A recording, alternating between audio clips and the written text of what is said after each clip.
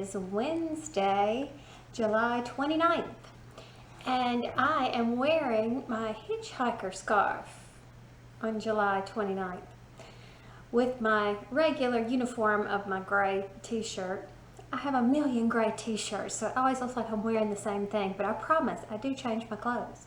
But anyhow, the hitchhiker came out great. And I used, as I mentioned before, the Payton Kroy sock yarn. This was called Clover Colors, and ironically I had bought 3, and they were on sale. If you look back on my videos, I have proof, video evidence. And I came home and I thought, you know, I have a skein of this. And I went upstairs and looked, and sure enough, Clover Colors, I did. Aaron and Kristen had sent it to me as a gift, and I knew I liked it. I knew it was special, but guess what? I used all but this much of 4 skeins. So it took a lot. But that's not the whole story. I don't know if you can see, but when I untwist this, it shows it's a 4-ply yarn. And that's important because I took this with me on my trip, and it was a great trip project, by the way. Hitchhiker Scarf by Martina Bem. I'll put the link in the description box. And the reason it's a great trip thing is because you're using tiny needles, tiny yarn, and that means that the project takes a longer time to complete, but you don't have as much to pack and carry. So it worked out great. But anyway, here's where the problem began. I was knitting away and I came upon a place in the yarn where one of the 4 plies had popped. And I looked at it and I thought to myself, you know, it's going to be fine. I'll just keep going and hide those little popped ends and everything will be fine. Well, it wasn't. When I washed it, I pulled it out and there was a hole. Apparently it was weakened in that one area, and all 3 of the remaining plies had popped. So now I'm petrified. I lay the thing out to dry, and I did not touch it for several days. I thought, how am I going to fix this?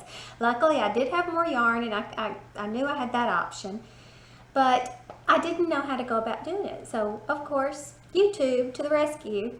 So I searched on YouTube, everything I could think of, and the only solutions I found were when it said, when you had like missed a stitch or dropped a stitch, or finally I found one where it was what to do if a moth had eaten a hole, and I thought, okay, well that's pretty close to what has happened. So I watched that, but the problem was that the work was done in stockinette stitch, not garter stitch, and so it really didn't solve my problem. So I came up with a solution, and I'm really pleased with my results. I feel like it's wearable. I'll probably only hand wash it just to be gentle on it. And yeah, so what I'm going to do is upload what I did in a separate video because there doesn't appear to be any solution out there right now. And so if someone were searching because they had a similar problem, you know, I'll just let that be in a separate video. But I'll just tell you real quick, I just used a needle and thread and it worked great. I'm trying really hard to like filming on my new camera. It does not have the flip out screen like this one has. So I've rigged this thing, let me adjust it now that I'm speaking about it, which is basically a Keurig K-Cup box. And I prop a mirror in the back of it at an angle so I can make sure that I'm actually in the video. It's not the best solution, but it does the trick. But this, which is my wonderful old camera that I've used for ages, it makes a kind of clicking noise when it's writing the data to the card. And I know it bothers some people, and I didn't think about this, but Sister Margaret Mary mentioned that she is visually impaired, and so she's very sensitive to sounds. So she was hearing that all the time when most of us could probably overlook it, but those of us sensitive to sounds, that was probably bothersome. So I'm trying to like filming on this camera because I know it's preferred. Now before I left on my trip, I was trying to do little tiny quick projects so that I didn't start anything, you know, like what I wanted to work on my trip. I got it basically started, but I didn't want to keep working on it because that was just for the trip. So I thought, oh, what can I do? I just have a couple of days or whatever. So I started crocheting one of my favorite patterns, which is the Better Late Than Never beanie. And basically all this beanie is a double crochet, single crochet, double crochet, single crochets to make these thinner stripes. And then I always have fun by adding a different border.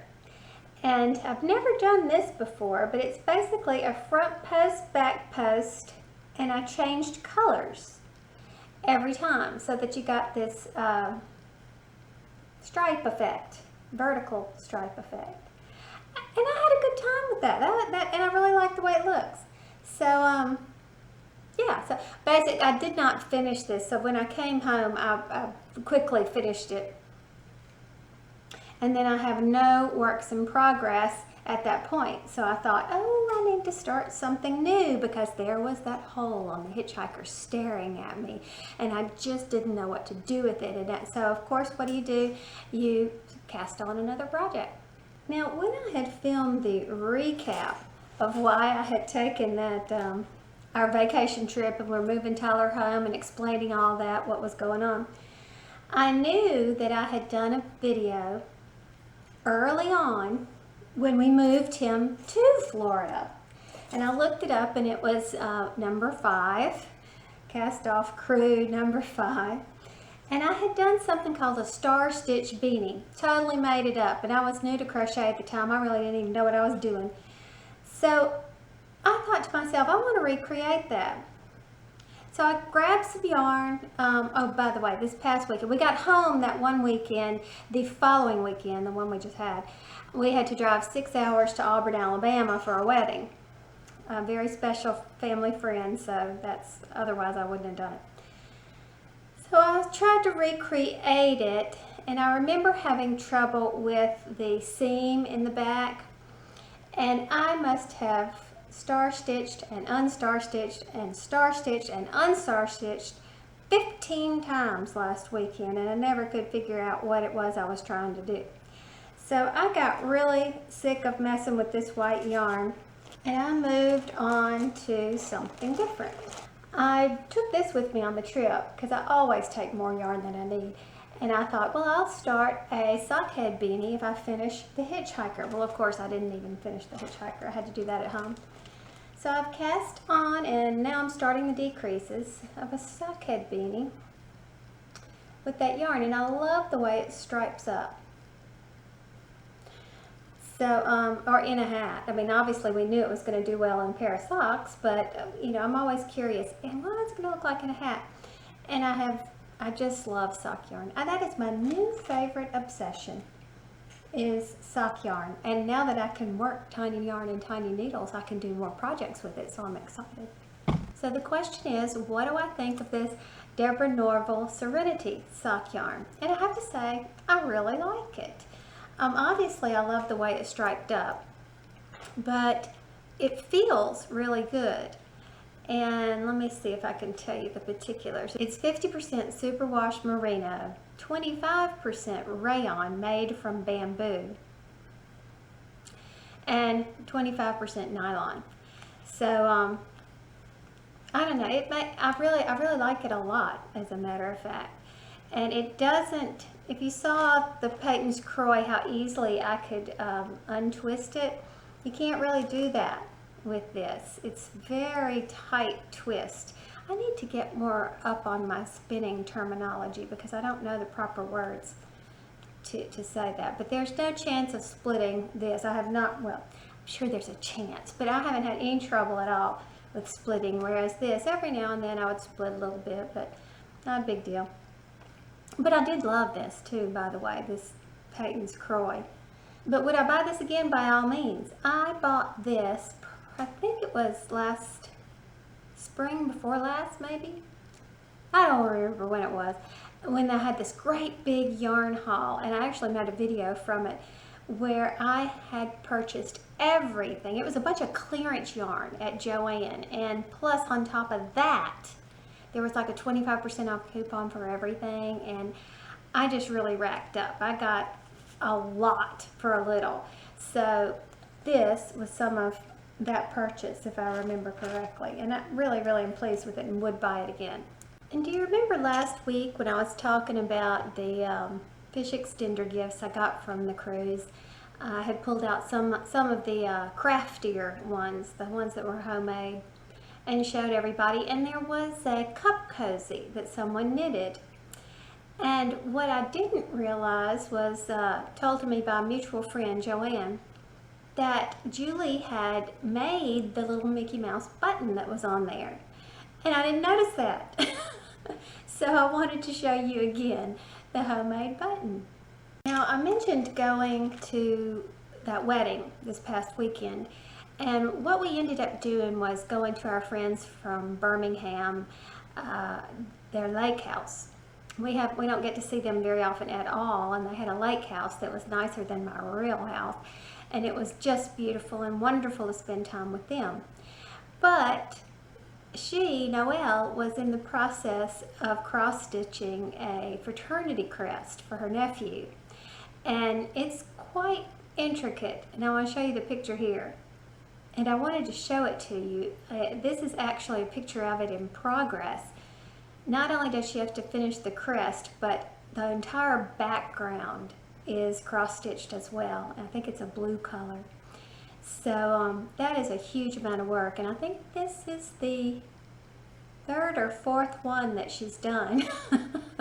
So I just thought you cross-stitchers would appreciate that. And thank you to everyone who weighed in about the Ravelry group Contemplation. I am leaning toward just leaving things the way they are. I really love it when you comment below and the interaction that I have that way.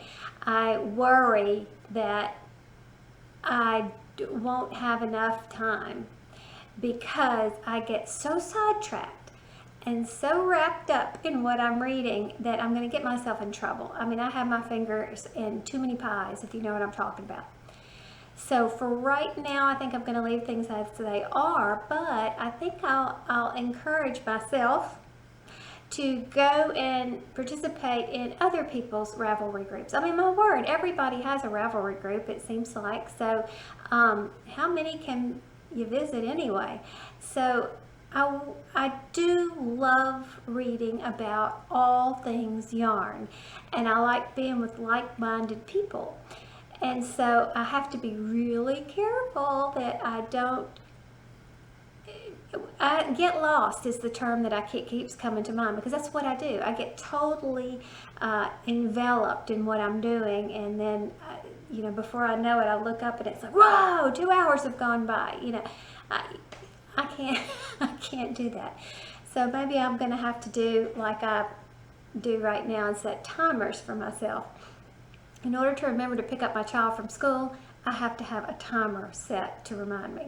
I swear I have to do that.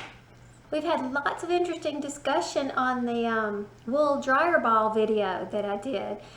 I was telling you how much I love those things and why the options that you have out there are just really non-options. You don't need to be using the plastic and et cetera, et cetera, et cetera. If you haven't seen it, go check it out. But people were saying, since the only drawback is static in your dryer, because it can't control the static, they suggested rinsing your clothes in vinegar, which I do that as a matter of fact. And I hear people all the time say things like, oh, I couldn't do that. That smell would drive me crazy. Once vinegar dries, it's odorless. So I did have to get used to cleaning with it, though, because I thought, oh, my word, my house is going to smell like a salad. And just the process of cleaning with it, you are smelling vinegar. And that just dissipates and goes away when all you smell is a clean house when you finish. So it took me a while to get used to that, but anyway, by using it in your softener, like I have a dispenser for my fabric softener, liquid fabric softener, and I knew that was recommended for towels and all, because the liquid fabric softener will keep them from absorbing well, and they end up getting stiff over time. And so I'd been doing that for years, actually, and I have since started doing it with all my clothes. And I really don't have a huge static problem, but I don't know if it has anything to do with that vinegar rinse, or if, and it did take me I do have a little static, but it's taken me 2 months or so for me to even see any, because of the buildup of the dryer sheets. And watch the video if you don't know what I'm talking about.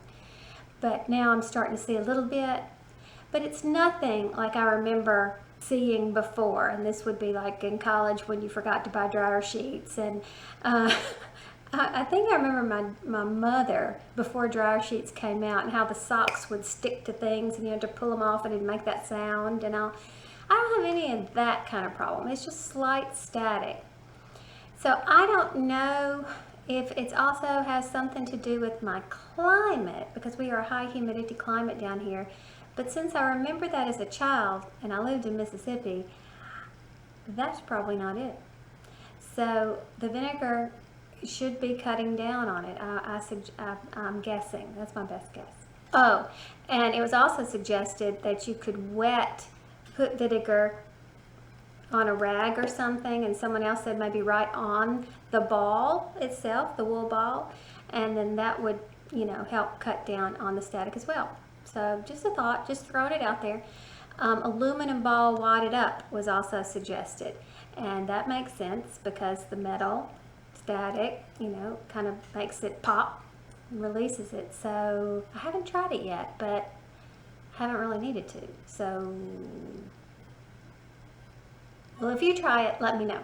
So that's all I've got this week. I'm in the process of editing vacation videos, and I swear I think it's taken me longer to edit them than it did to actually enjoy the vacation. Yeah, I'll put those up sooner or later, and again, you're invited to look at it, but again, it has very little yarn in it. But we sure had a good time, and I'd love to share it with you if you want to watch. So I guess that's all for now. Talk to you next week. Bye.